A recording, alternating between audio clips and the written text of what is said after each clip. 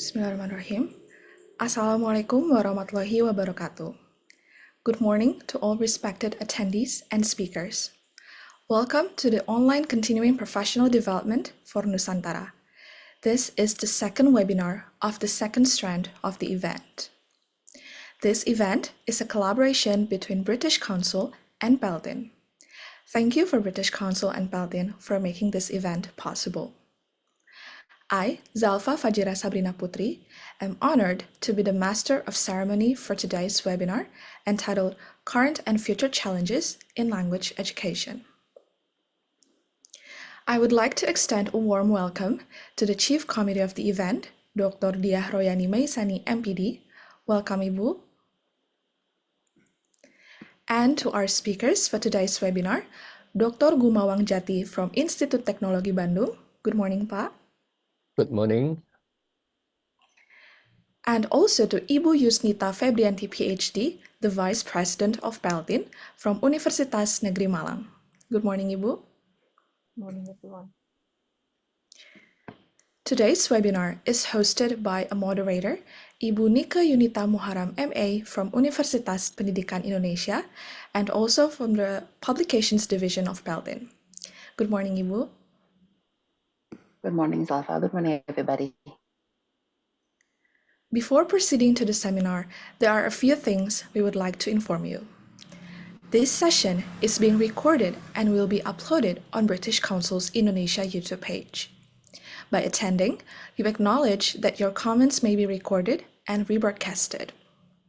If you would like to ask questions, please type them in the Q&A box on Zoom. At the end of this session, you will be given a link to complete a post-event survey.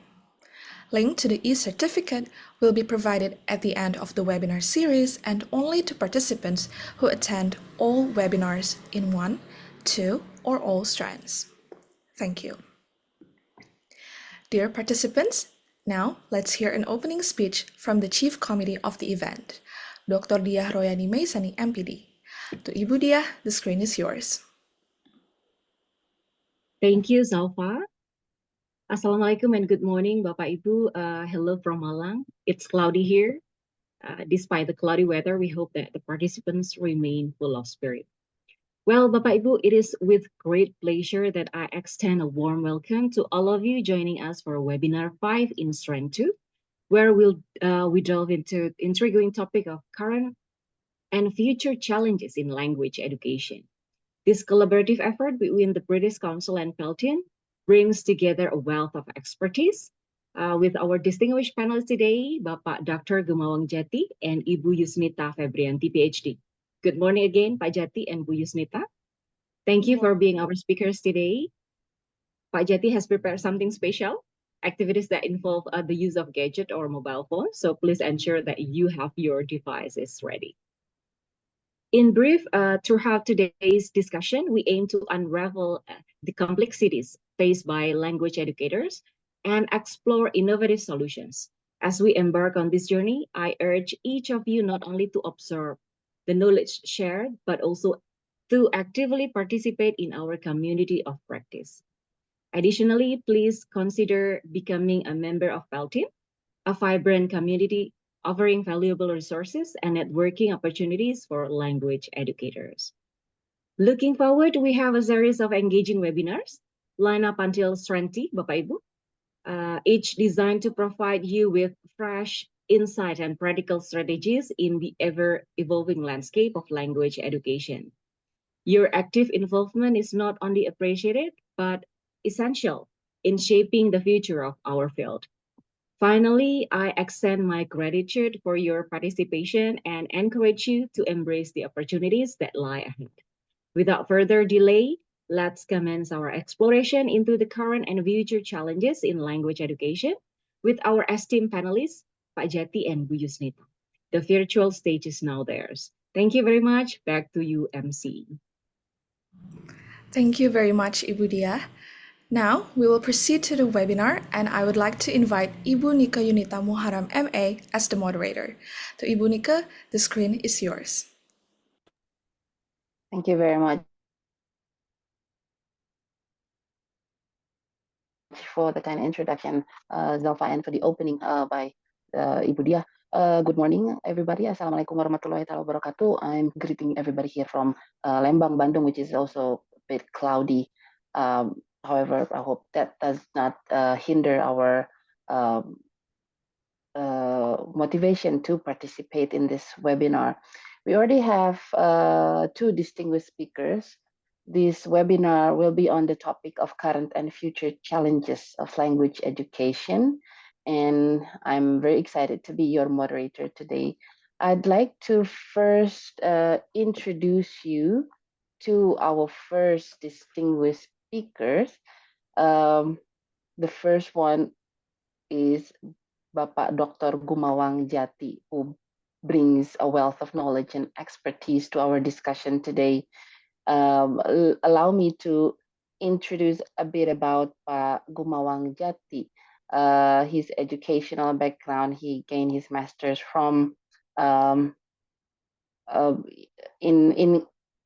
of Arts in English language teaching from Warwick University in England, and doctor degree in 2010 from Universitas Pendidikan Indonesia.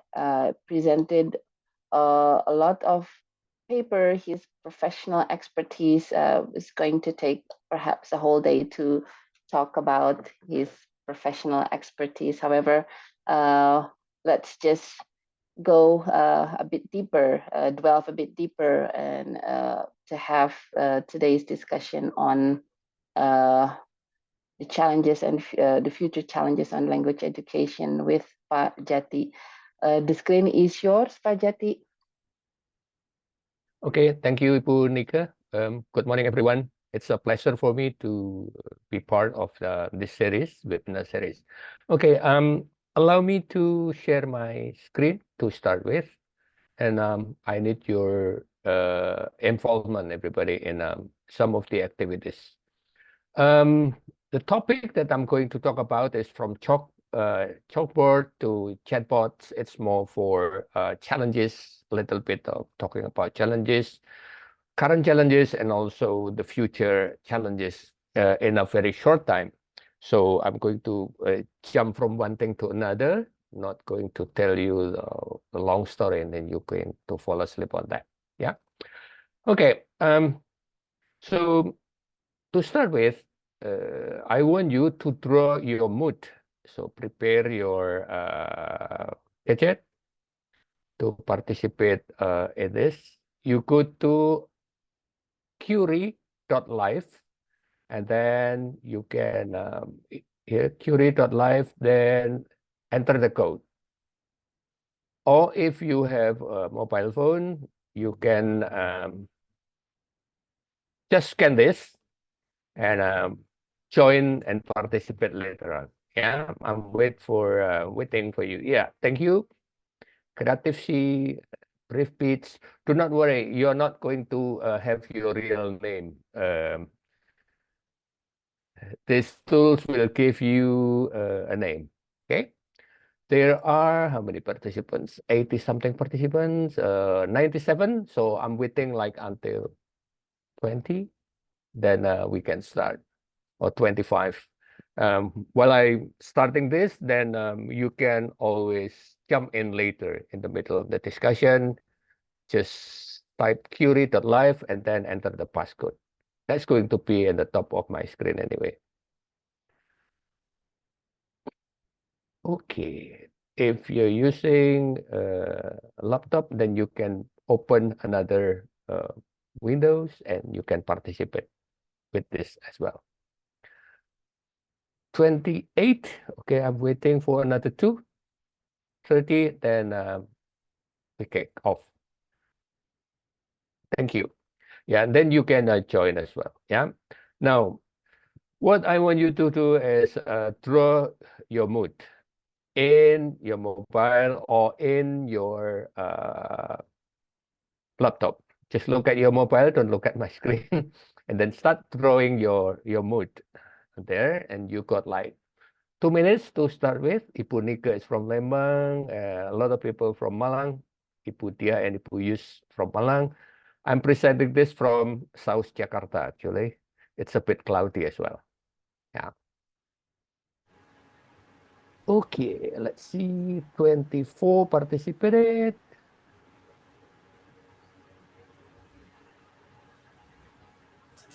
29.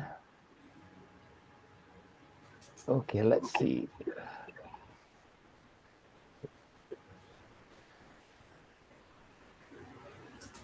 32. Let me stop with that. Okay, so we have 32 drawings. Yeah, this is the drawing. Some of you happy with star, attacks, you haven't finished. Some of you got a heart, fun. And somebody drawing a beautiful girls there. Happy, sunshine.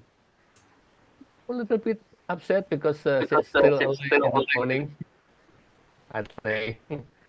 Yeah, so it's a good drawing. Thank you, everyone. I'm going to ask you some questions later on and respond in your mobile. So keep your mobile on. Yeah. Okay, to start with. Now we're going to talk about challenges in ELT. Yeah. So this is the menu, very quick one. I'm going to talk about current challenges in ELT in Indonesia. Very quick assumption, not necessarily true. Do not believe what I said. You have to, it's more on triggering that. And then I'm going to talk about current and future challenges, very quick. Then I'm going to talk the future challenges is more on ChatGPT and BART, a tale of the two language model that a lot of people use. So I'm going to give you very short tips on that and how to play around with that. And hopefully it's useful. Yeah. So this is the current challenges in ELT in Indonesia. And that's what people said, mostly on a teacher training gap.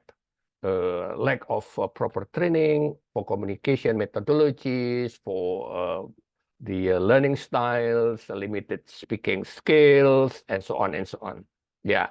So basically, the teacher training gaps in Indonesia, if you compare Bandung and somewhere in Sorong or somewhere in Sumba, the gap is very wide there. Unequal access, that's also a problem for us. Like today, even I'm in the South Jakarta, I'm using a network here where I stay in a hotel, and the network is not sufficient. So I have to use my own, because when I'm, that's unequal. Even I'm in South Jakarta using a broadband high speed network, but sometimes doesn't really work. So unequal access, it's also a problem for us in the rural area, especially. That's become a challenge. Yeah. Curriculum disconnected. Some of the curriculum said about reading and so on and so on. And then a lot of students graduated, they are expected to speak. So it's more stress on speaking and things like that. So mismatch between curriculum and also the need in the workplace. That's the current challenges when we talk about nationwide.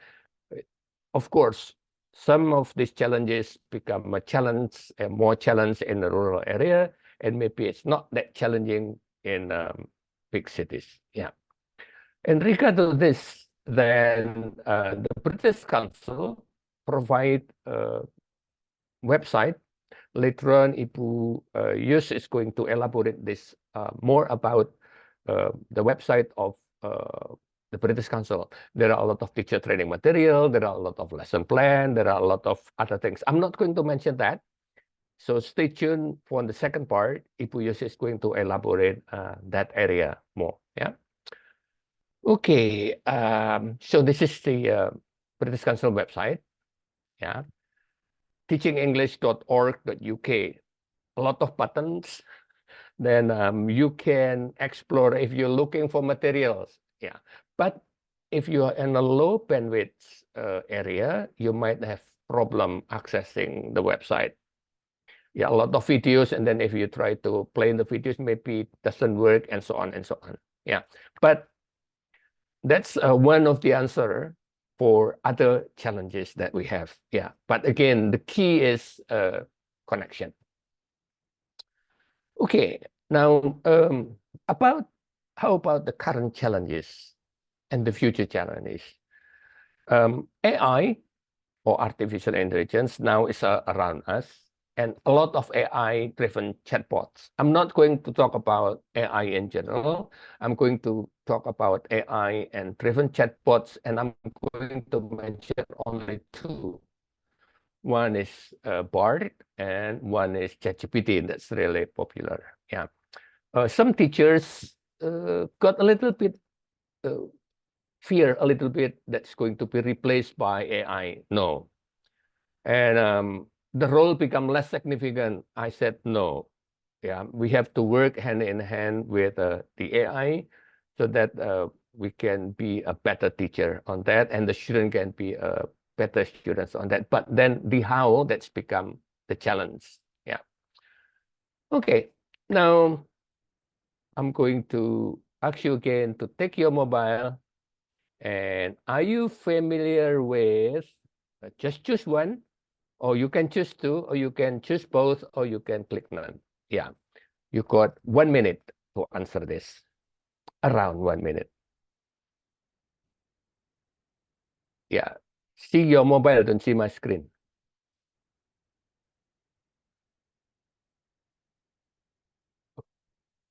Okay, 18 participate.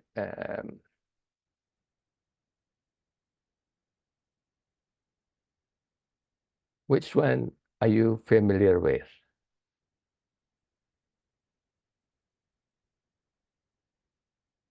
26, 27, 28 participate in this.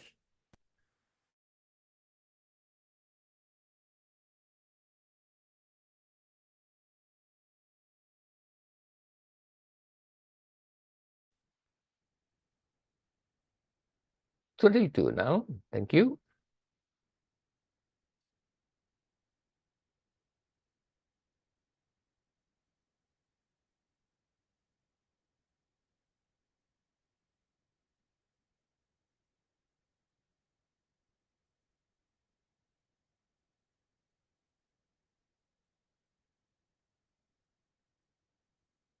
Okay.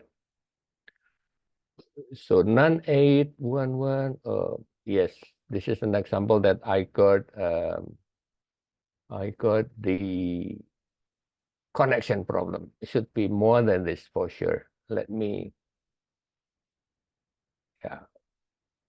The pool doesn't work well. That's okay. Yeah. But some of you familiar with BART, some of you familiar with and none, there are 8 that are not familiar with those chat box. Sorry again, that's the problem with the access of this. Yeah. Now, I want you to say one word about ChatGPT. Just one word about ChatGPT. I give you 1 minute. If you're familiar with ChatGPT, I believe some of you familiar with ChatGPT.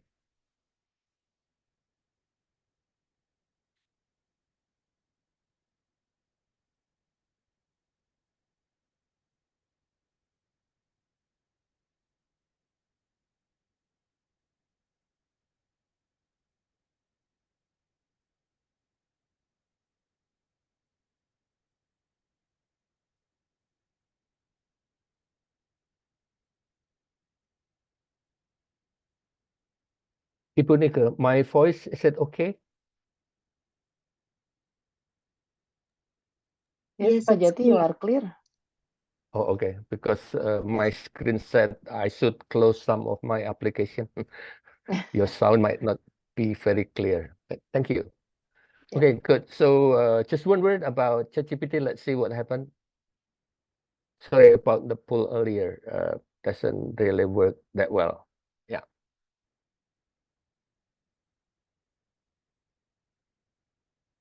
Okay. Some of you said helpful. Most of you said helpful. Some of you, second popular, said easy, very easy. Yes. Brainstorming, very good point. ChatGPT, it's more for brainstorming. Yeah. Super smart, confusing, valid. I disagree with the word valid. Yeah, be careful with ChatGPT. They are not valid. I'm going to tell you the story a little bit more later when it's talking about valid. No. Robotic, some of you said dangerous, inspiring, assistant. Yes. Heady. Yes. So helpful. Yes. Get things easily done. Yes. But it's for brainstorming. Helpful, easy for brainstorming. Dangerous? No. If you think it's dangerous, don't use it. No, it's not that dangerous, actually. Writing kind of helpful. Yeah, that's helpful to give ideas. But don't ever just cut and paste and submit it to your lecture. Do not believe in ChatGPT. For example, if you are students, you are not a doctor, do not ever consult about your health to ChatGPT because you don't know what's wrong, what's right. Yeah, they will tell you good word, good advice, and so on. I'm going to talk more a little bit about that later. Yeah. Okay. Thank you very much. Now, this is a chatbot. Limitation of chatbot. Yeah. So careful. Chatbot here in general, not just ChatGPT. Yeah. Lack of understanding human, lack of humor, lack of nuance. So that's might lead to misinterpretation and misunderstanding. Yeah, they struggle understand sarcasm, for example.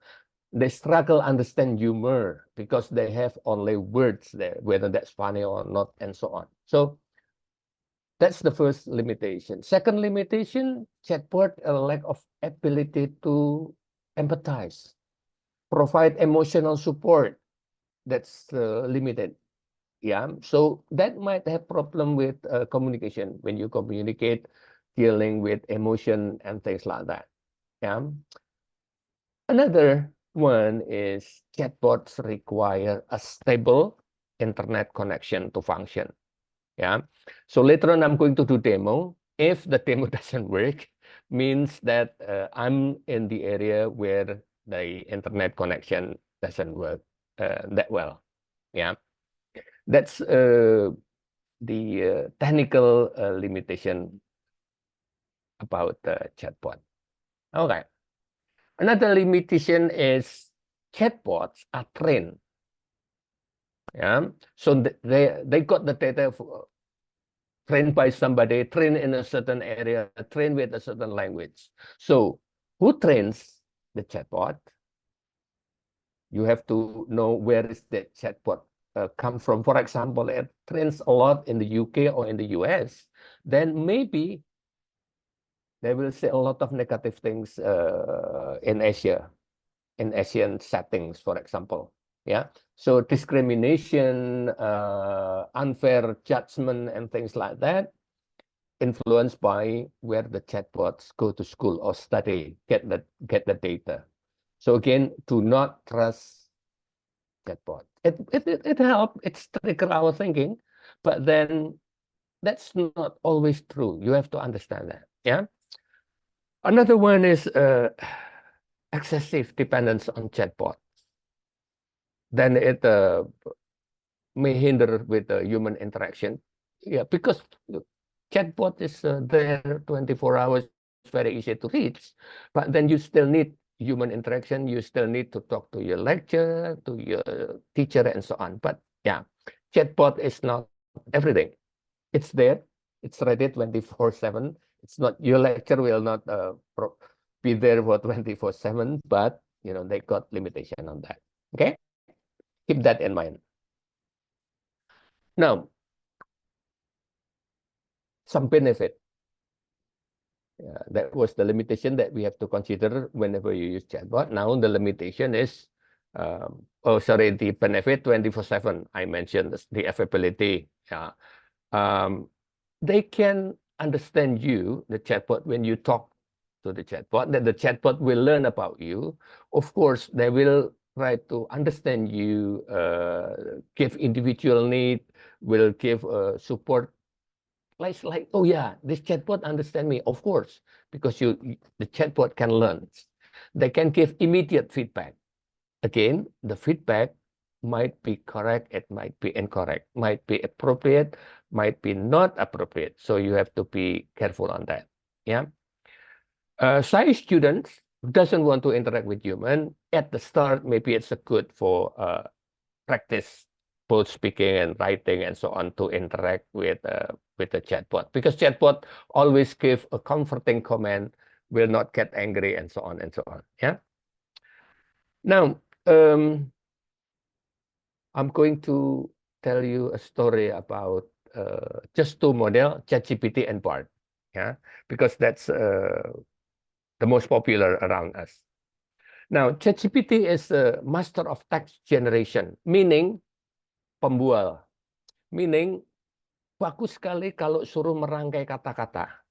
Yeah, because they are trained, they're using language programming code to generate creative writing. Yes, correct or incorrect, ntar dulu. You have to be really careful.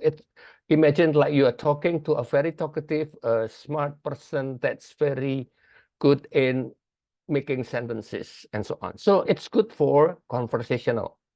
It's good to stimulate dialogue. It's good to practice. Yeah, but then you have to think. Look at their argument. Yeah, so that's a good thing about ChatGPT.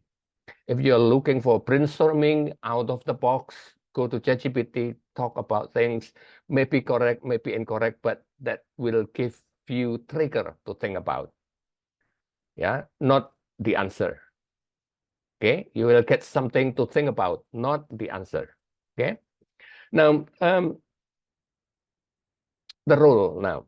If you're talking to robot, you have to remember this formula. RCT and S. RCT, that's enough. R is role. You have to tell ChatGPT who you are. I'm a student studying at Universitas Pendidikan Indonesia. My department is English. Now I'm in the semester this. That's your role. And the context. I am at the moment writing an essay required for blah, blah, blah, blah. You have to give your role, the context where you are, and then you give a task.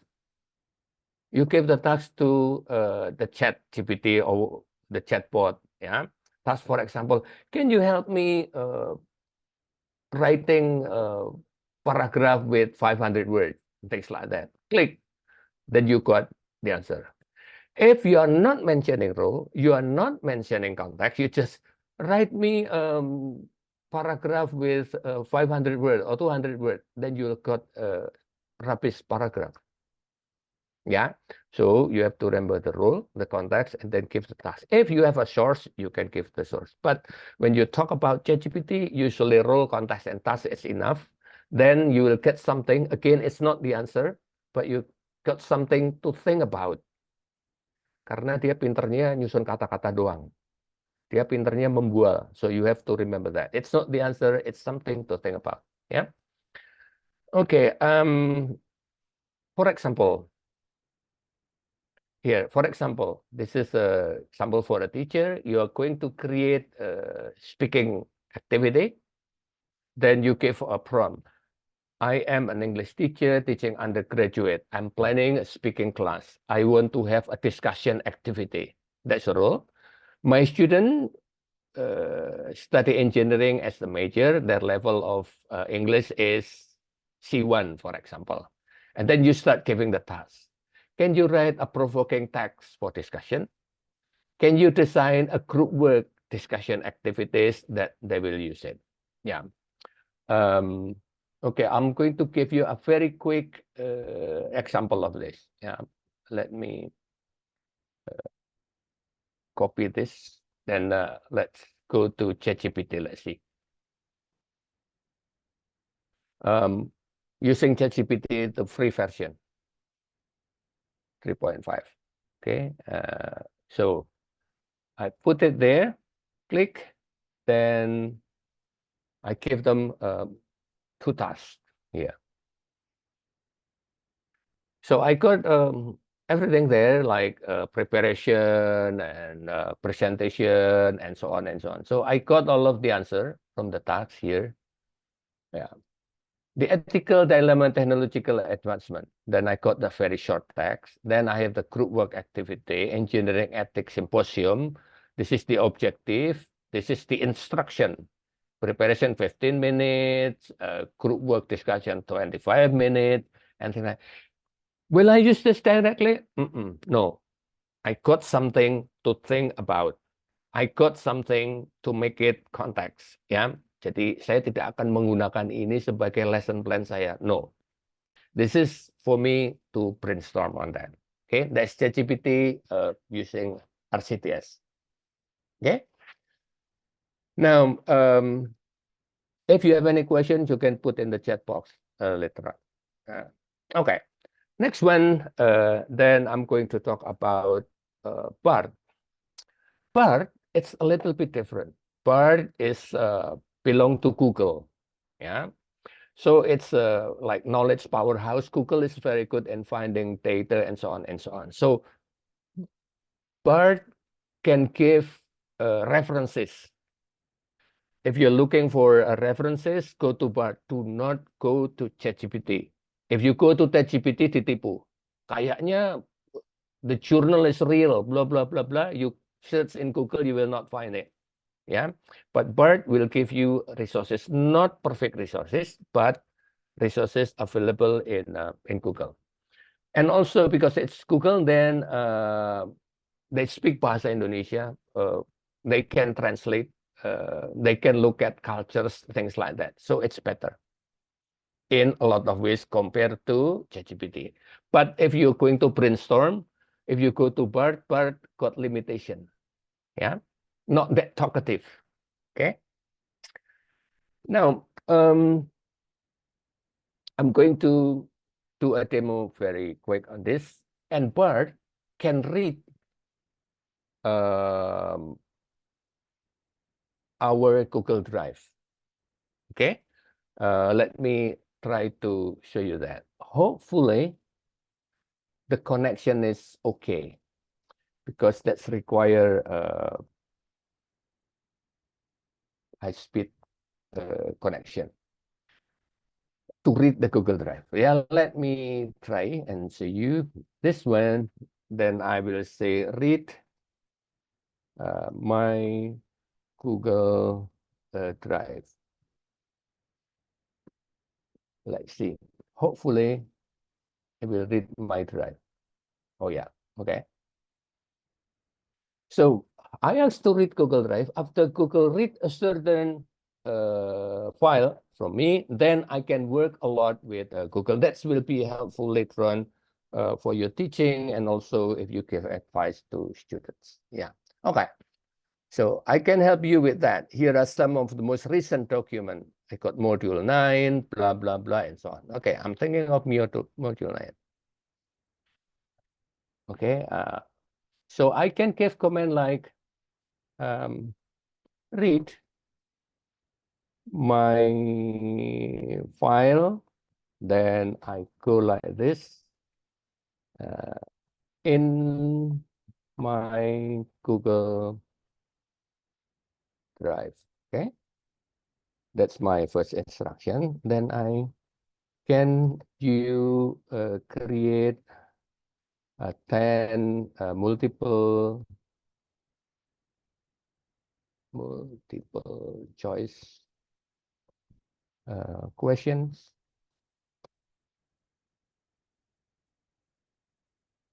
for English postgraduate student, for example. Okay, can you provide the answer? Okay, let's see.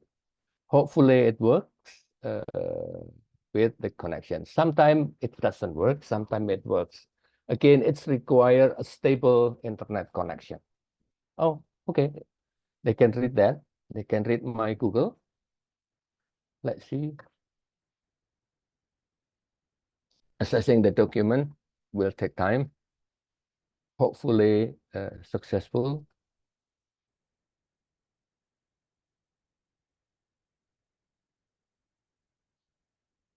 Okay, here are 10 multiple choice questions. Blah, blah, blah, blah for postgraduate studies after reading those texts. Okay, 9, 8. Oh, only 8. Oh, it's okay. So I have to reduce that because of the connection is not that stable. I got until number 8 only. Yeah, but it can do that. Then I can say, can you summarize the module, for example? Yeah, they can summarize the text. The text was around 40 to 50 pages, actually, the module. Yeah.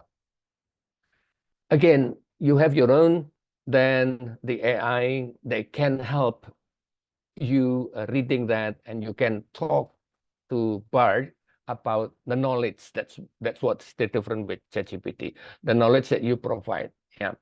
Module 9 is IT-based learning, provide overview, blah, blah, blah, blah, blah, and so on. So this is the summary from that by Bard. Okay, that's a very quick demo. But if you have a Google Drive, try to upload it. Then the AI can read that, and then you instruct, ask questions, give a summary, give suggestion, give another resource, whatever. Try and work out on that. Yeah. Just recently, 2 days ago, Bart can draw, but I haven't really tried on that. Yeah. Okay, so that's a very quick demo. Now, ChatGPT and Bart. I'm thinking if ChatGPT and Bart, they have their own strength. They have their weaknesses, of course. But I imagine if there is a classroom and I'm asking the students to brainstorm using ChatGPT. After brainstorm, they got something, then they work on something, like write their essay and then upload it in the Google Drive, and then work with Bart to make it better, to make it longer, to make it the proper resources and things like that. I think these two chat box will be helpful for students to work around the task. Yeah. The challenge, of course, internet connection, and also the demo and working together with the teacher on that. Okay. Excuse me, Jati. Okay, Yes, and my since last still slide. have, yeah, last slide. Thank you very much. Thank you. My last slide. Say thank you. Okay, thank Okay, you very thank much. you, Monica. Back to you. Right. Just a bit of time to pass. I think we passed like 3 minutes, but that's okay.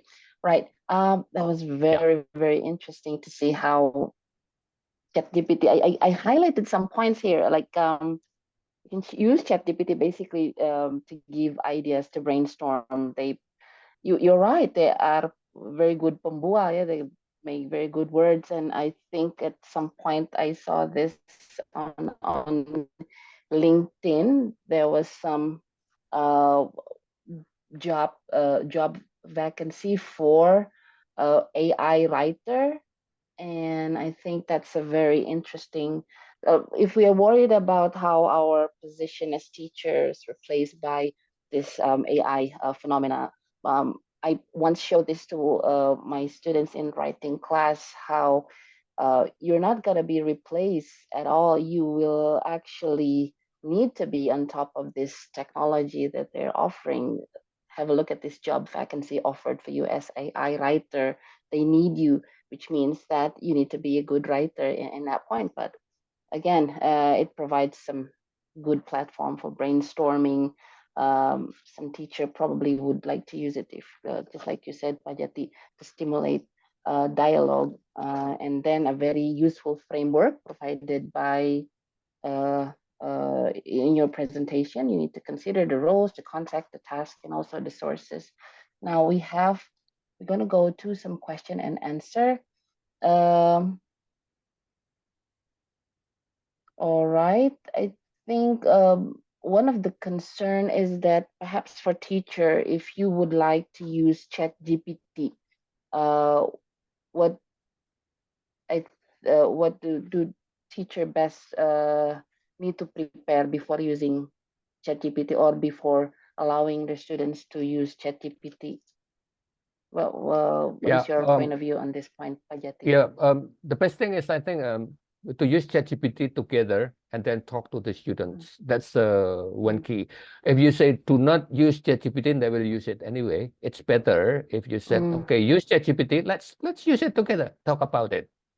You know, and then keep in mind that ChatGPT, it's a program based on language, just language. So maybe it's true, it's not true, and so on. It's for, again, brainstorming activity.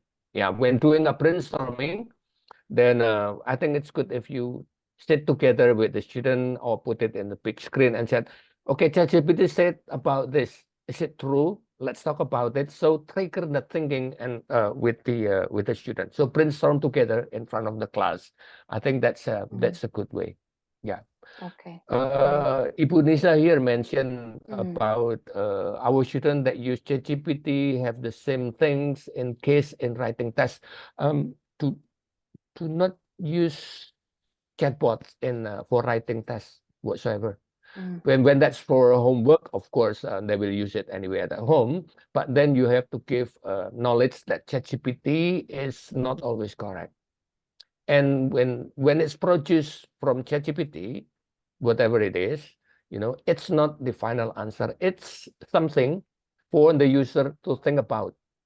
After you think about it, then maybe rewrite it and so on and so on. Yeah, but not something, not the answer, not something to be submitted. Yeah. There is another question here and from Ibu Yanti. Yeah.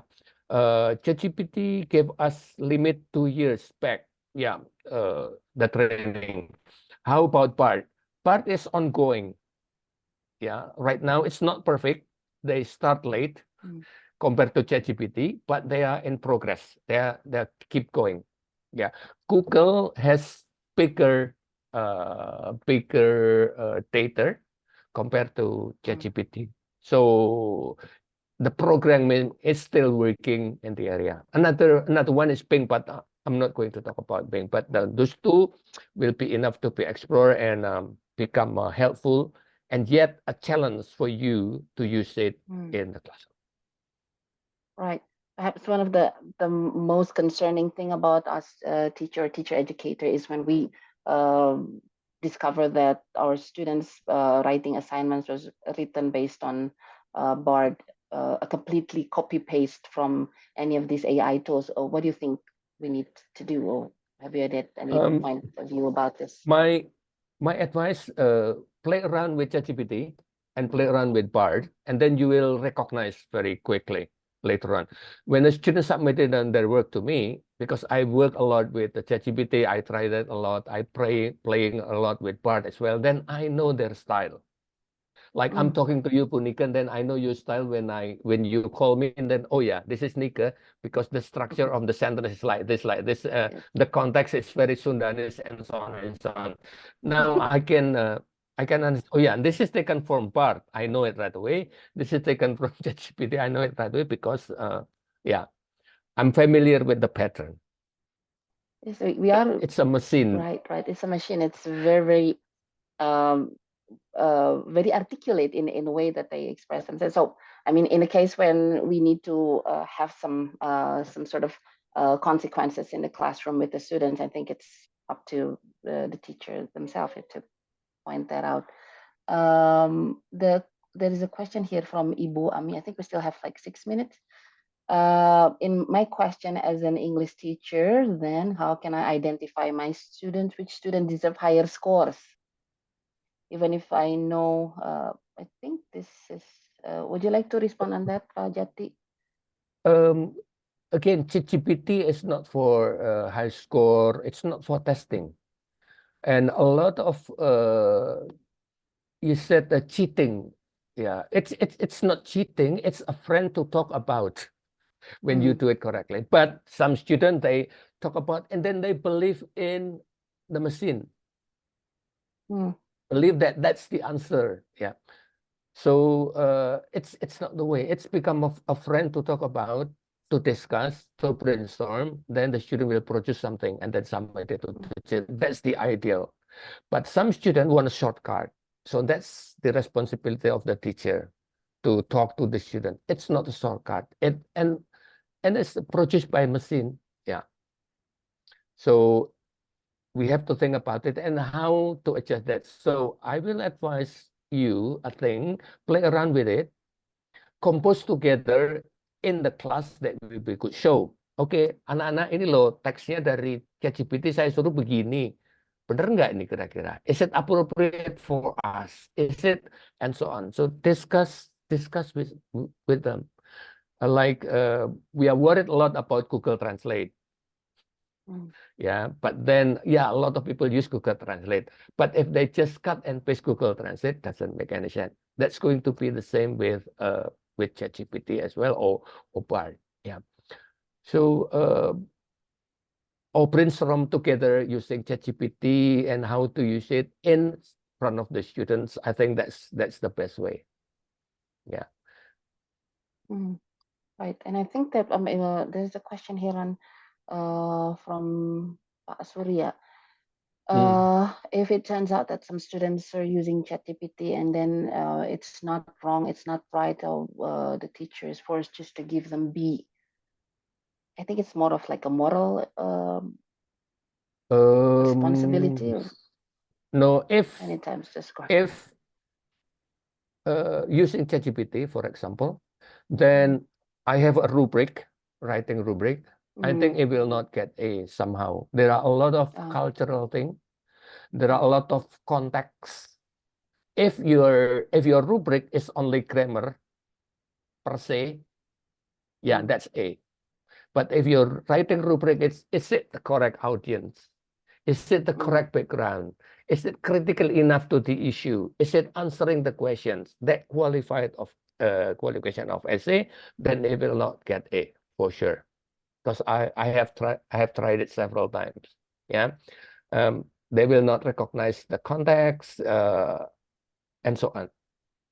Yeah, if your rubric is only grammar and language per se, then it will get A. That's to respond to Surya Asra. Yeah. Okay, right. Thank you. I think one more question, Jati. It's more of technical thing from Ibu Nani Songkares. Is from Flores. Hello, Flores. If I have a PDF book and I have assigned the students to read, can board help me with some multiple choice of the book? Also provoking question for the discussion. If I also have a video in my Google Drive, can I ask the same question to board? Yes, Bard will recognize YouTube chat. So if you have a video, just give the link. Can you read this link? If you have a good connection, then they will read that.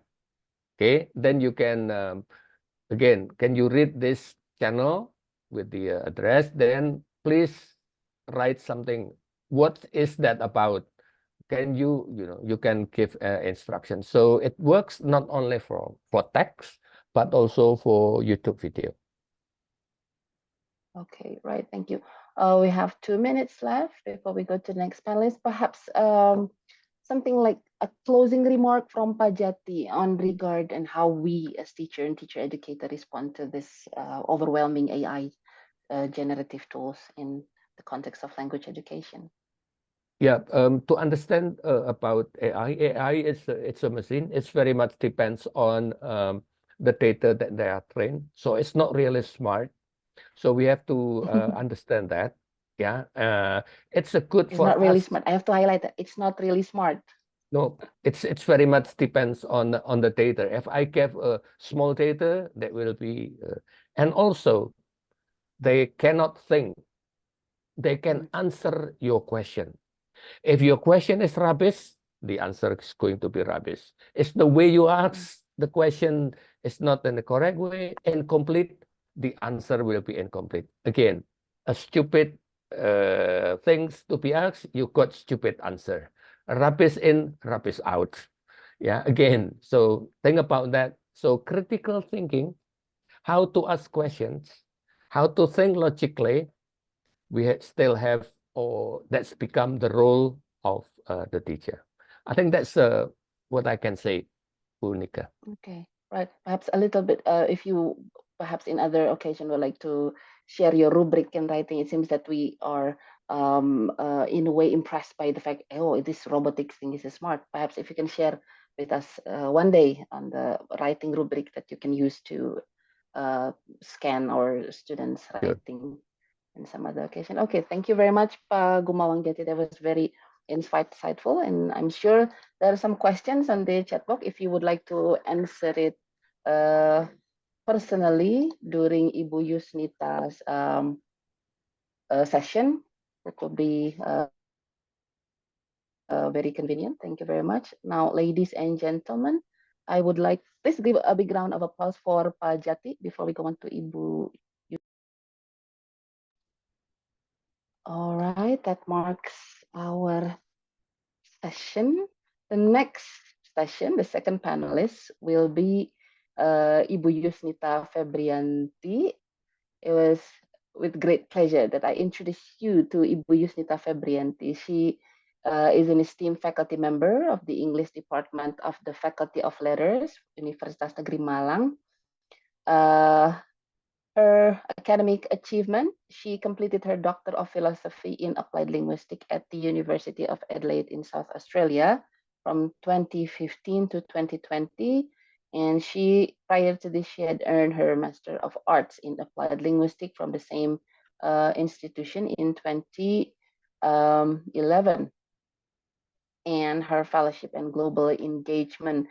In recognition of her expertise, Dr. Febrianti served as visiting researcher at the English Language and Literature Department, National Institute of Education, NTU Singapore in June 2023. And then her professional journey since 2011, she has been a lecturer at the English Department of Universitas Negeri Malang, contributing significantly to the academic landscape. And then her leadership abilities were showcased during her tenure as the coordinator of the Academic Writing Center at Universitas Negeri Malang from April 2021 to June 2022. Please join me in welcoming Dr. Yusnita Febrianti, dedicated researcher and a global ambassador for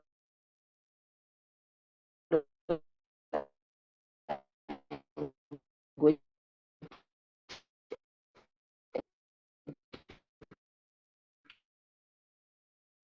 education, gaining valuable insights from your Ibu Yusnita. The screen is yours. Thank you so much, Ibu Nicke. Everyone, I'm beginning to worry about my internet connection. I hope it continues to go smoothly in the next 30 minutes. Ibu Nicke, that was a very generous, kind words from you for the introduction. Actually, there's a lot of impromptu additional information from Nicke, I guess. Nothing was written on my CV, actually. Everyone, it's been a pleasure for us here to listen to the exploration into ChatGPT and BARD with Pak Jati. There's a lot of new things that we learned, actually, and it actually leaves us with a lot more questions, actually, about how to actually optimize the use of ChatGPT and BARD maybe in the future. So we hope that Pak Jati will be available if we invite him again for probably some workshop on how to use ChatGPT for us, English lecturers in universities, to optimize our classrooms. But that's probably later. Adding only a little bit into Pak Jati's description and explanation about the use of ChatGPT, we have some more notes about the current and future challenges in language education. While some uses of technology, including ChatGPT, is quite prominent in our life today, we need to probably acknowledge some other challenges and issues that we have in our current landscape of language education. So AI, as described by Pak Jati, it is interesting in some ways, but also it has some controversies.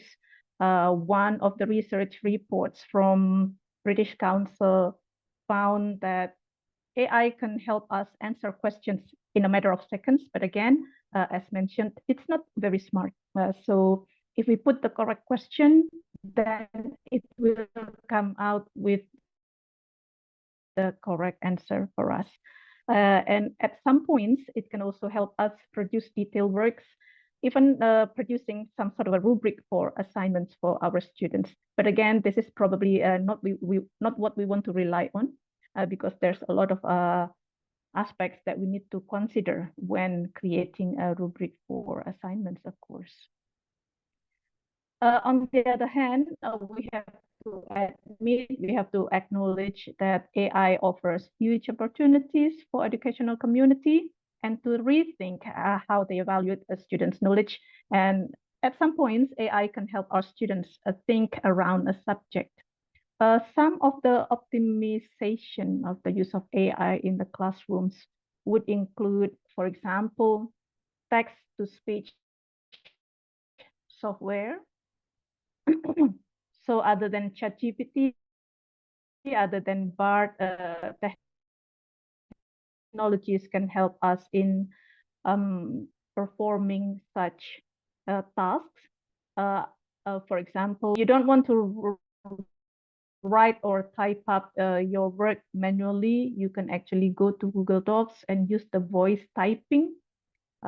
In some new Word or Office 365, actually, there's also a feature of how you can optimize voice typing so that you can produce writing better.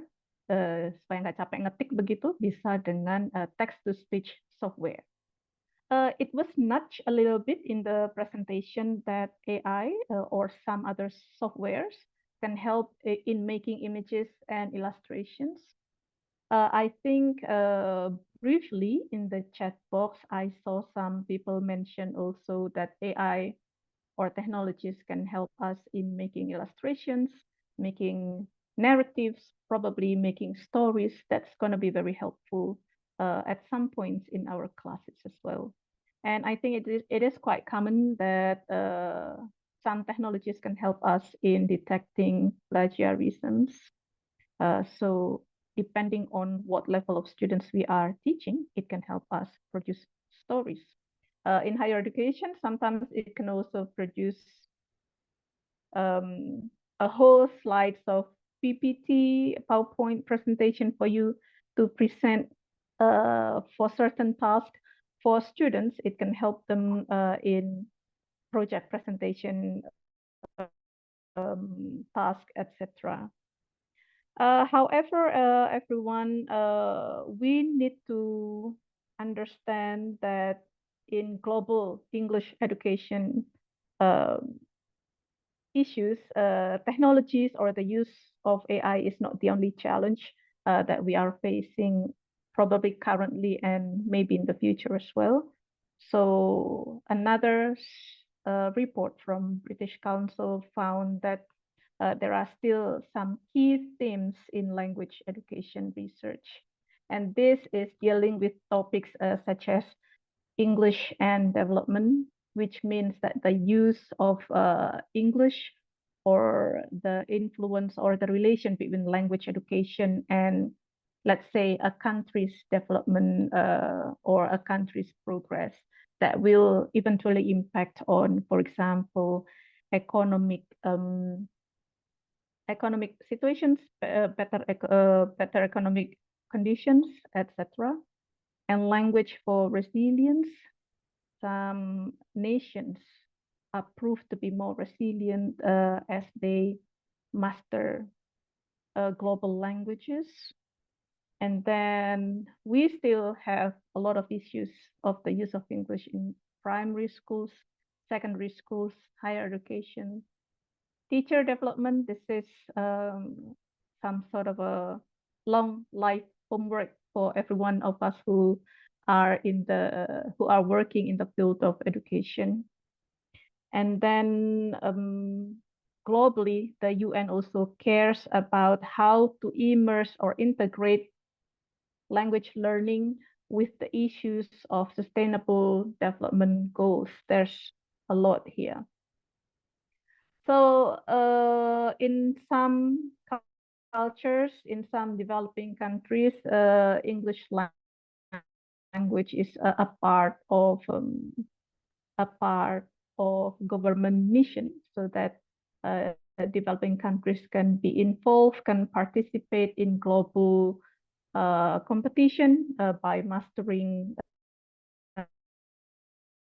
English, for example. So a lot of governments from different countries would recognize economies, help develop societies, including how English as a tool to fulfill personal aspirations.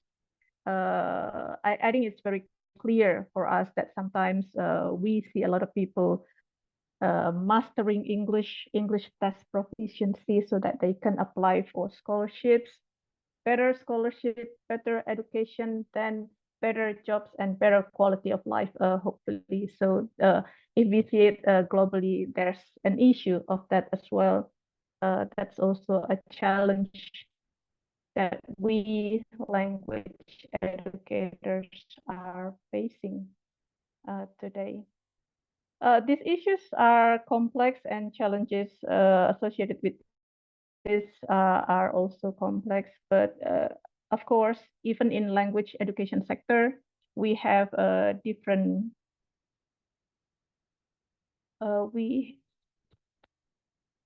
Bu Nicke, can you hear me? Yes, it's just that your screen is a bit frozen. Okay.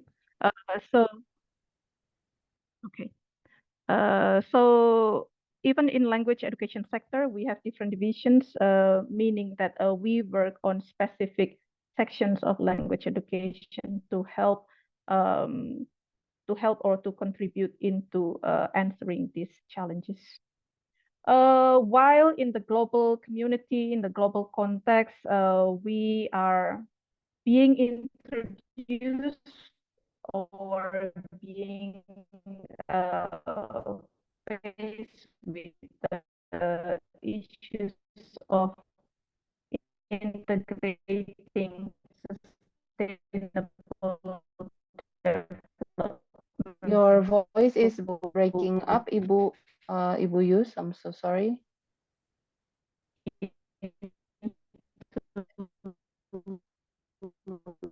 Ibu Yus, you are breaking up. You have lost your. We lost you, Ibu Yus.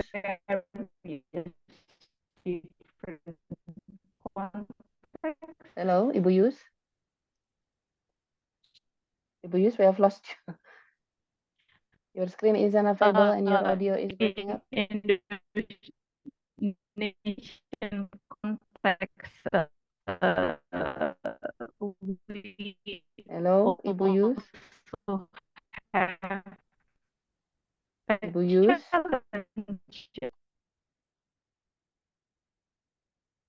We have lost Ibu Yus. I'm afraid due to the bad internet connection.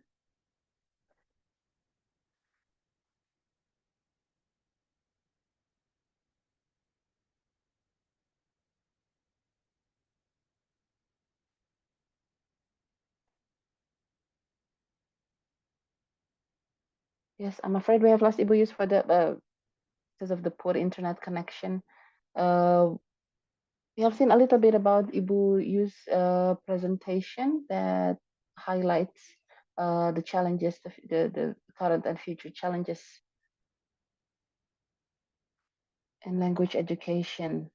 Some reports from research conducted by British Council, noted in British Council resources, particularly noted how language for resilience, how gaining, how learning global languages should help a nation in preparing their future generation for global competition.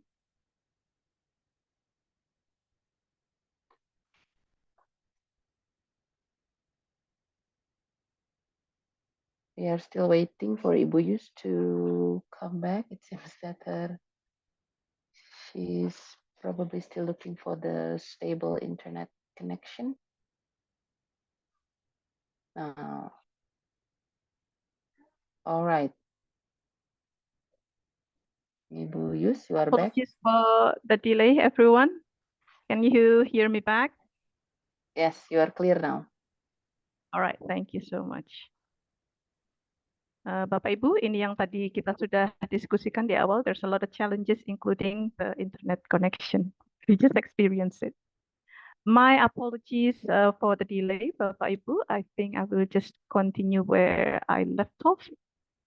So again, in Indonesian context, we still have the issues and challenges of integrating local wisdom or local values through the Profil Pelajar Pancasila in our new curriculum, for example.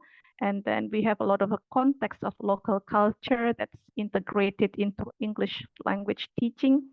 This is how our government is trying to get or to introduce our children studying at schools to understand the local culture and being able to talk about all of this local culture and local wisdom using good English. So that's an issue that we need to understand as well as our challenge, because probably for us, English language teaching has a lot of mission. It's not only transferring one language into another language. And as teacher educators in higher education, we are also facing the challenge of teacher professional development using materials. We have some existing materials, and also how to develop materials as supplements, for example, to match our respective contexts.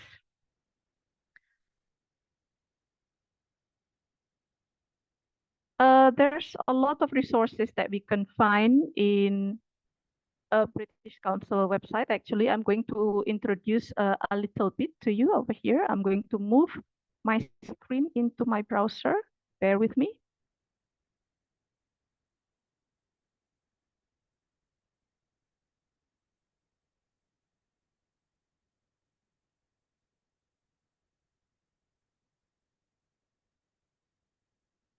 Okay, again, everyone, while our government have provided materials for our teaching and learning of English in many levels of education, it's always great to have supplementary materials that you can access anytime, that you can use in different contexts of your education.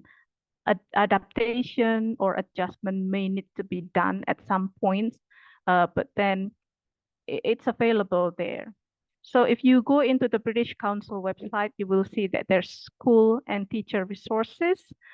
Down the drop-down option, you have a lot more options that you can explore yourself. So for example, we can find some classroom resources. In our business here with Feltin, we are concerned with the teaching of English for kids and teens. So resources like this can be really helpful. So there are examples of classroom use and then lesson plans, activities. So you are probably exposed to ideas of activities here.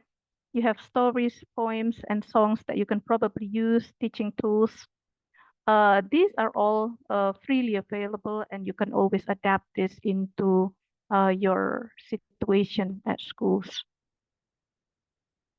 Topics like this might need to be adjusted to your context, but then it's always good to take our students to understand global issues by, for example, taking the topic of sustainable development goals and then peacemaking, or talking about nature.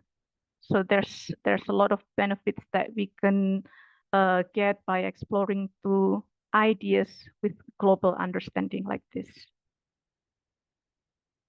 Now, if we go back to more issues and challenges in language education, everyone. While we are facing our challenges in the classrooms as well, higher education policies, teacher education, and then teacher training programs are continued to be facing challenges. For example, whether to teach English strictly as a language education only, or do we need to integrate this with other subject so that the position of English will be English as a medium of instruction? And now we are also introduced into the terminology of EME, which stands for English as a medium of education. So the position of English can be that versatile, can be that flexible, again, depending on where you are. You might know some colleagues or friends teaching in universities in which they have international programs, then EMI is there. And then you might have some colleagues or friends who teach in international SD, SMP, or SD, SMP with dual curriculums in which they have national curriculums and overseas curriculum, for example, then the position of English can differ. And the policy, engagement, meta language, advocacy, and the people involved in this area can be different as well. And the challenges faced by these different stakeholders can be different. Specific to Peltin's mission and vision to teach English or to provide sharing insights or experiences between teacher educators and English teachers, probably at the primary school levels. It is also our concern, which is in line with the British Council's concern about how to build secure environment for young learners, including when we involve technologies, when we involve, let's say, AI in our teaching. Technologies or AI, digital technologies can be used in any levels of education. This does not exclude young learners. The teaching of English in young learners can involve the use of digital technologies. There's a saying in English, the child as the canary in the coal mine, which means that we can see what children experience as indicator of something. So children today are technology savvy usually. They are digital natives. They are born in the time where technology advancement is very rapid. They understand the use of technology very instantly. However, it doesn't mean that they are digitally wise, meaning that in the universe, in the digital universe, we need to guide them in using the technology, providing lessons involving technology in such a way that still protects their well-being as a student. Every child has a right for access to information, which is the same to us. There's a lot of programs in the internet, or there's a lot of resources in the internet which are specially designed, specially produced for kids. We need to guide them to use those resources, for example, but we need to teach them about the protection of privacy and how important it is for them. And then in the long run, this is going to teach them how to protect themselves from violence that may happen. When we talk about violence, of course, it's not always physical violence. It includes cyber harms, such as cyber bullying, such as other different types of harms. Again, children might not always be digitally wise. Sometimes they didn't realize that they did something wrong, like saying something unwise or unkind to people in the internet, for example. They might think, like what one of the research in British Council was showing us.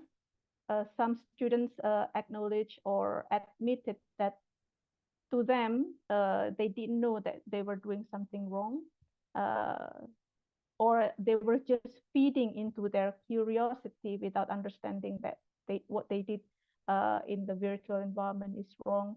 And then, or sometimes simply because the grown-ups that's supposed to tell them this and that were not telling them that one or two things were not supposed to be done. We can skip this part. So we need to develop policy, understanding the code of conduct. We should provide our children, our students with disclaimer, what they expect to see in certain digital environment, and what they need to be careful about, what they can learn about. So this prompt at the beginning of an activity. Permission form is sometimes needed from parents or the responsible adult or grown-ups that accompanies children.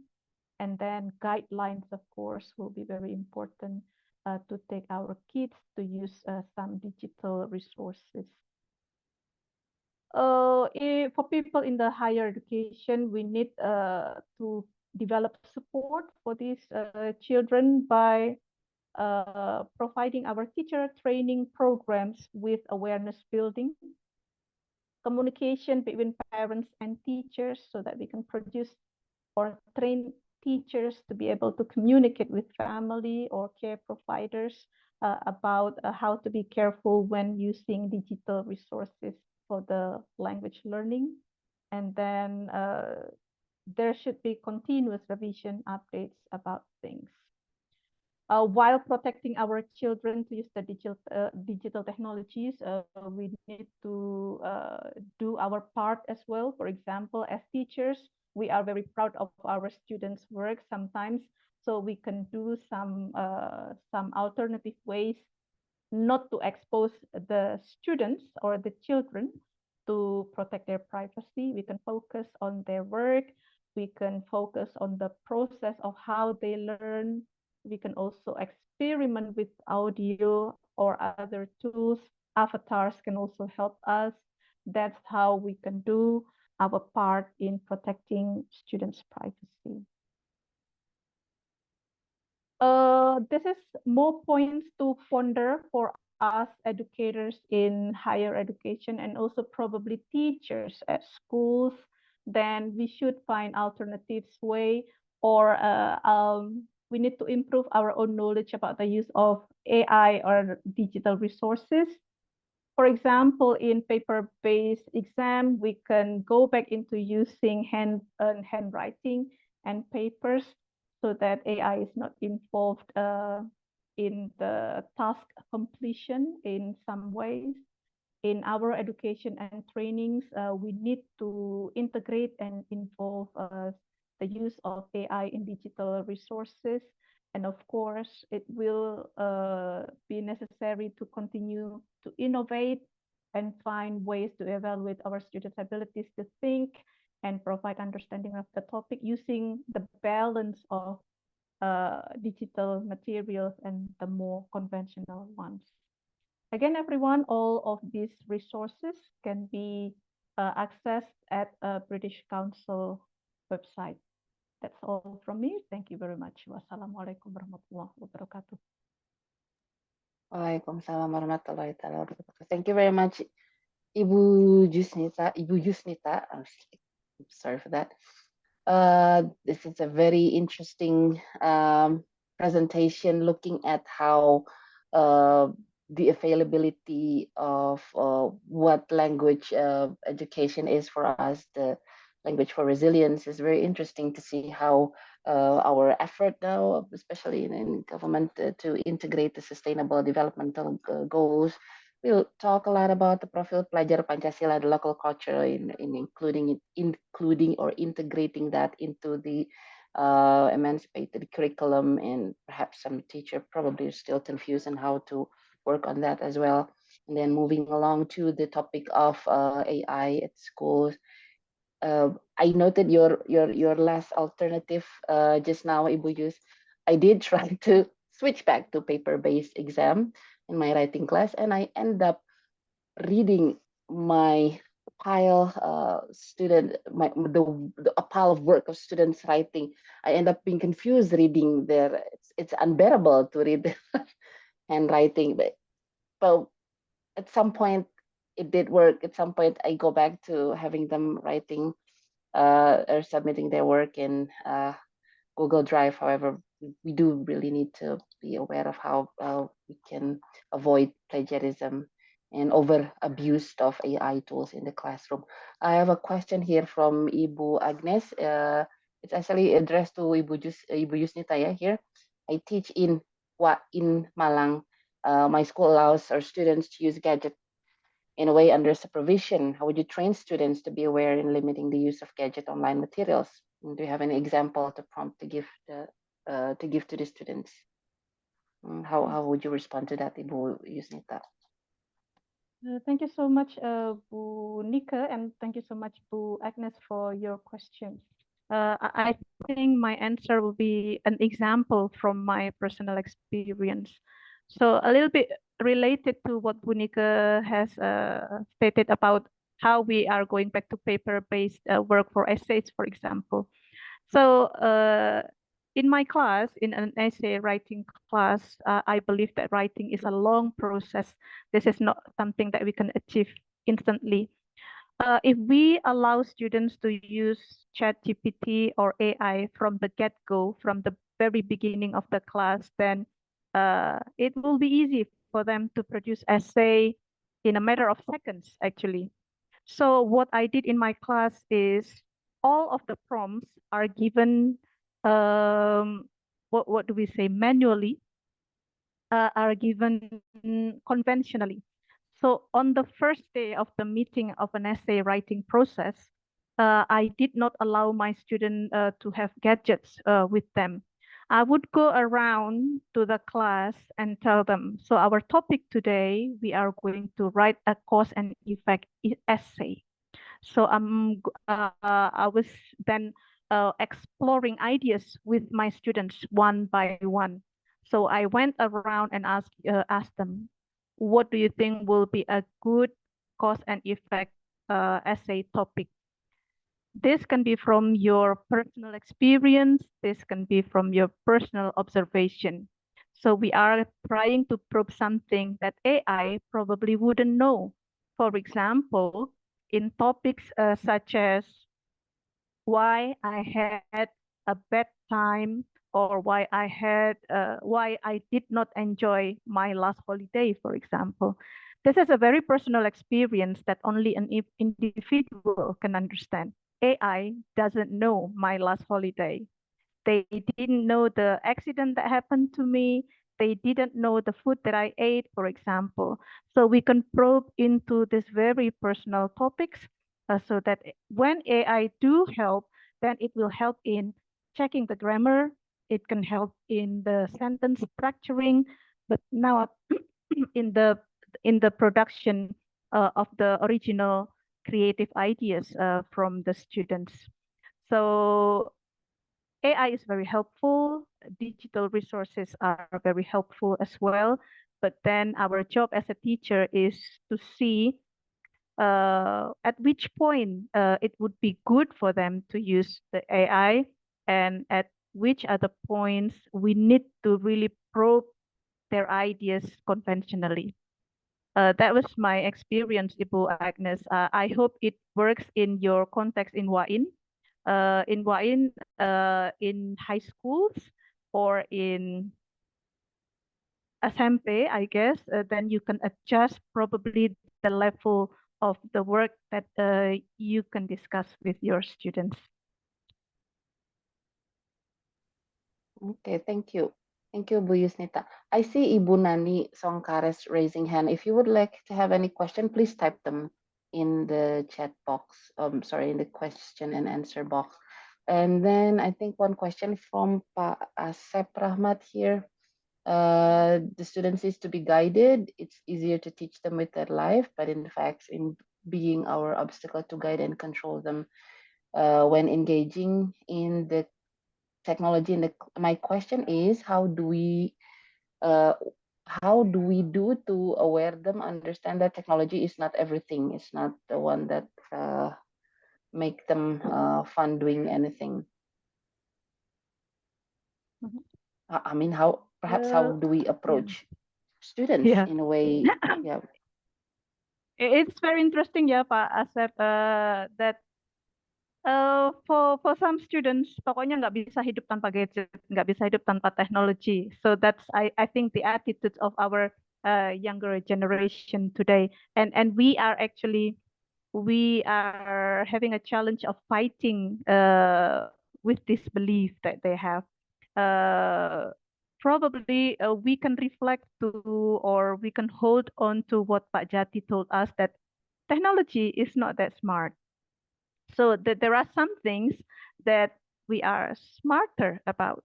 So Ibu Ika Damayanti, our president, is an expert in stories, picture books, narratives for children, etc. These type of things is what makes it different between the use of AI and language teaching in general, meaning that using stories, using narratives can probe into students' emotion, that teach them how to feel, teach them how to build empathy, cerita, penggunaan stories, penggunaan narasi dalam bentuk apapun, komik dan sebagainya. This is actually what AI cannot do. So while AI will help us to produce stories, then we can, for example, yuk kita gunakan AI, kita coba bikin komik 3-4 panel. But then we need to revise these stories. Ini lucunya kurang. This is probably not into your context. Yuk kita buat lebih lucu, for example. Or let's read about these stories or about this news article. What do you think the people might be feeling? This is, you can emphasize to your students that this is what AI cannot help you with. As a human being, ini tadi juga di-highlight dalam presentasi Pak Gumawang Jati bahwa the nuance of human spectrum of emotion is not well catered for by AI or digital resources. Mungkin bisa dicoba demikian, Pak Asep. Terima kasih banyak. Right. Thank you very much, Ibu. Regarding to your response, a teacher at my at a school that I where my children goes once asked me for an opinion whether she put the right comment onto the AI tool that she was using. She was creating this story about a fox, and then came up with an 8 pages storybook, fully together with the illustration. There's a text, and then as I go through the story, I pay attention to the illustration, looking at how the fox was presented differently. It was a younger fox in the beginning and was turned into a bit of older fox in the end. While the story doesn't change, the sequence of event did not pull out any conflict. There was no conflict. There was no significant turnabout on whether we want to share the morals to the students regarding that. That's an evidence how, again, AI is not everything. Yes, they can produce this very immediate answer to whatever, catering our needs, but again, the end results particularly when it comes to morality, particularly when it comes to a sense of human emotion. Human is a very wide spectrum emotion which cannot be replaced with AI. Just like what Ibu Yusnita said, if you want to make it a bit funnier, make it a bit funnier. We own that funny, humorous emotion as a part of comic nuances in the book. So I think that is very. I think we just need to be aware about how we are not replaceable as human being, as teacher. Okay, we still have about 5 minutes. Is there any other question or concern, comments regarding to the topic, or perhaps Ibu Yusnita, would you like to perhaps explore a bit on the topic? Mm-hmm. I guess it is the job for all of us language teachers to, number one, to identify and understand the challenges that we have as probably teachers or educators in different levels of education. And then sometimes in different classroom situations, we also have individual challenges that we need to identify and understand. There is no single approach that can answer to these challenges, but then by sharing sessions like this between teachers and teachers, educators and researchers, it's actually a way for us to, number one, to understand that we are all in the same boat, meaning that there is no single schools or university that has their teaching process very smoothly without challenges. So we all have issues, we all have challenges. So rest assured that we experience the same thing. And rest assured with British Council, with Feltin, that you are not alone. You can always reach out to us, and you can actually contribute by sharing your stories. We will have OCPDCOP at the WhatsApp group. You can talk to us what your concerns are, and then we may not be able to give you an instant solution, but we will be able to give you some shoulders to lean on, or some examples of experiences that you may be able to implement in your classrooms. Okay, thank you very much, Ibu Yusnita. A bit about the last point that you were saying in your presentation, the online secure environment. Maybe to wrap up a little bit, how do you think the government should go about this online security issues regarding to child users? Mm-hmm. We have, I think our government, through different bodies of government, they have done their part of the jobs, I guess. So Depcominfo, for example, it always detects that the website is not secure, then there will be an instant warning. You can't come into this website. This is dangerous. So that is one thing. And another thing is that I think globally, through Google, for example, some apps are not allowed for students under 13 years old, for example. However, these rules can be breached because some kids actually found ways to fake their birthdays so that they can access the app. So that is then the job of parents to accompany their children, not only parents, probably in some family situation, then there will be other adults, responsible adults or caregivers to show that this is not a safe app or safe website for you to go in. And then teacher at schools, I think not only through language subjects, through other subjects as well, we continuously remind our kids to stay safe in the virtual environment. If you play game, let your parents know. If you play game, only limited screen time, for example, because actually some screen times can be adjusted in kids' gadgets. There's a lot of ways that we can do to protect our children. And I think it is very popular between or among teachers who teach in primary schools that they are not allowed to expose their children's identity in public spheres, including their pictures, location, etc., because it's dangerous for them. And I think lately our government is also working on research ethics that dealing with research involving children, so that we have consent forms to fill in before we conduct any research activities with children. So I think a lot of stakeholders are doing their parts in protecting our children. And if we have authority or if we have responsibility to do our part, I think let's do it. All right, thank you very much, Ibu Yusnita. That was a very nice discussion, very insightful discussion. Allow me to wrap up our two panelists on their topic today.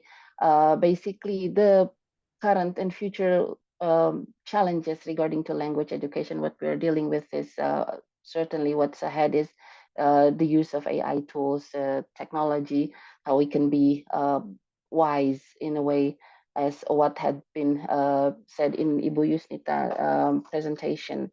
The child, it might be tech savvy. They're very good at moving their fingers, going to many different platform and etc. But as an adult, hopefully we are the wiser one to tackle all of this issue regarding to the safety online environment, the proper usage, the ethical concern regarding to the use of technology. And I thank you very much, Dr. Gumawang Jati and Ibu Yusnita Febrianti, PhD, for sharing your points of view, your perspective, your insights, your research, and etc. I hope we'll be seeing you soon with your future research and breakthrough in this topic.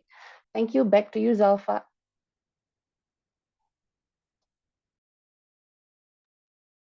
Thank you very much once again for the amazing and insightful knowledge from our remarkable speakers today, Dr. Gumawang Jati and Ibu Yusnita Febrianti, PhD, and also to our moderator, Ibu Nicke Yunita Moecharam, MA, for chairing the discussion. We are now in the second webinar of the second strand, and if you're interested in knowing what has happened in the first strand with over 300 participants taking part in it, you can check them out on the British Council Indonesia's YouTube page. Now, we would like to inform you of some events happening in February from the British Council. The first mini event is called Multilingual Matters on Thursday, 15th of February 2024, and this event will feature 4 webinars with expert ELT teachers from around the world. All webinars will help English teachers think about how they nurture, support, and celebrate multilingual learners in the classroom. The webinars are for teachers of primary, secondary, and adult English language learners. If you are interested to register, the link is shown on the screen and will also be sent to the chat box by our team. The second event is about how teacher educators can use the community of inquiry framework to support teacher learning on Thursday, 29 February 2024.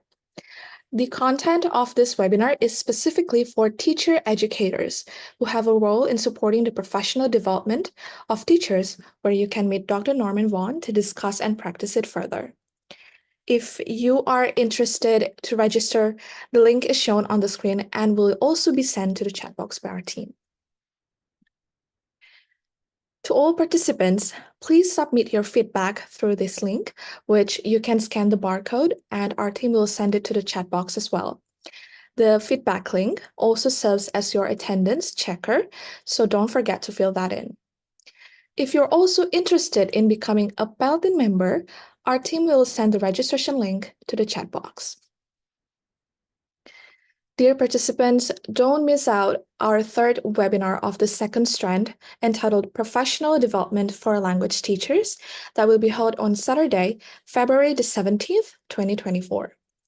We will have outstanding speakers, Pak Made Heri Santosa, PhD from Universitas Pendidikan Ganesha, and also Dr. Ien Nurlailawati, MPD, the Vice President of Peltin from Universitas Pendidikan Indonesia. You also may not want to miss this one because we will have the anticipated second Peltin conference in 2024. This year's conference is in collaboration with the first UNPAD International Conference on English Language Education. The conference will be held at Universitas Pakuan Bogor, Indonesia on Saturday, July the 13th, 2024. Embracing the theme of supporting EYL teachers through knowledge and best practice, we have prestigious lineup of speakers. Dr. Ito Hodijah as the keynote speaker, and also the plenary speakers are Professor Pauline Jones, PhD, from the University of Wollongong, Australia, Dr. Alexius Chia from the National Institute of Education, Singapore, Ibu Ika Lestari Damayanti, MA, PhD from Universitas Pendidikan Indonesia, Ibu Ati Herawati, MPD from Universitas Pakuan Indonesia, and Relo expert who will be announced soon. More updates on the conference will be published on both Peltin and UNPAD FKIP Instagram and websites. Last but not least, thank you to over 140 participants joining today's webinar. We are looking forward to the next discussion on the Community of Practice WhatsApp group. On behalf of Peltin and the British Council, I'm Zalfa Fajira Sabrina Putri, signing out. Thank you very much. Wassalamualaikum warahmatullahi wabarakatuh. Waalaikumsalam. Thank you, Pak Thank you. Jati.